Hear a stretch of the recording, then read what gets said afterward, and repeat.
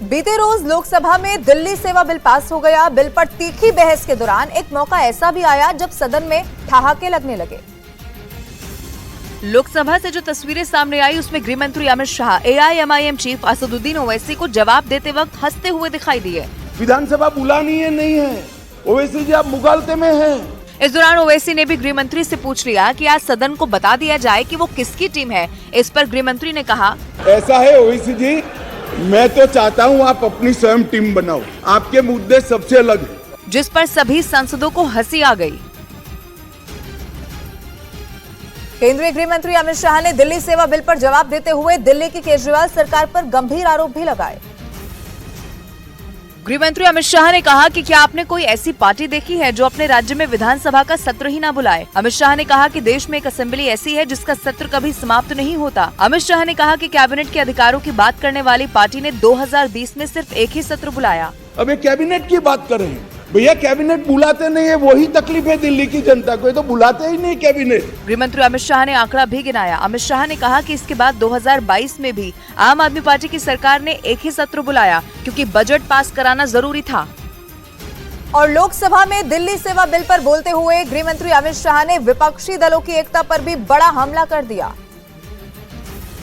गृह मंत्री अमित शाह ने कहा कि लोकसभा में दिल्ली सेवा बिल पर चर्चा के दौरान विपक्ष की मौजूदगी ने साबित कर दिया कि गठबंधन की मजबूरी है, जिसके लिए सभी विपक्षी दल एक साथ खड़े हो गए। मगर गठबंधन की एक मजबूरी है, इसलिए सारे दल ये सतर्कता विभाग के साथ आज आप पार्टी के साथ जुड़ गए। विपक्ष एकता पर गृह मंत्री ने एक और बड़ा हमला किया। अमित शाह ने कहा कि दिल्ली सेवा बिल पास होने के बाद वैसे भी केजरीवाल गठबंधन को बाय बाय कर देंगे। बिल पास होने के बाद वैसे भी आपका गठबंधन टूट जाने वाला है, केजरीवाल जी आपको बाय बाय कर देंगे। गृह मंत्री ने दावा किया कि विपक्ष चाहे कितना भी गठबंधन कर ले, 2024 में जीत बीजेपी की ही होगी।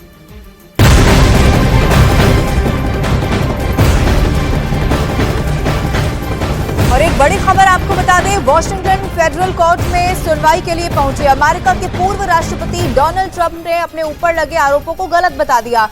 डोनाल्ड ट्रंप पर 2020 राष्ट्रपति चुनाव के परिणामों को पलटने और अपनी हार को जीत में बदलने का आरोप है। अब इस मामले में ट्रंप ने कोर्ट के सामने खुद को निर्दोष बताया है। कोर्ट 28 अगस्त को इस मामले में अब अगली सुनवाई करने वाला है।